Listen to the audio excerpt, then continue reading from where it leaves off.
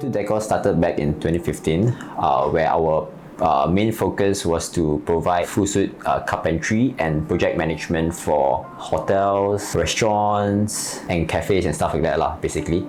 So what we're dealing with today is mainly to consumers, so mainly residentials and shop owners itself. Today we have a team of carpenters, general workers, ceiling guys, painters, and a small group of electricians. With these in-house capabilities, in terms of efficiency, I would say that we are actually more coordinated. So my carpentry workshop and office is based in Singapore. So my workshop itself is literally just right downstairs my office.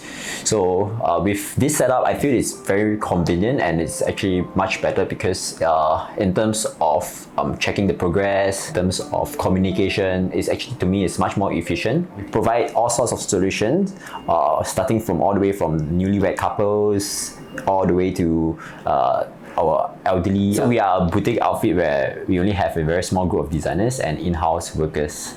So the benefits of us is we provide very personalized and intimate services to our clients.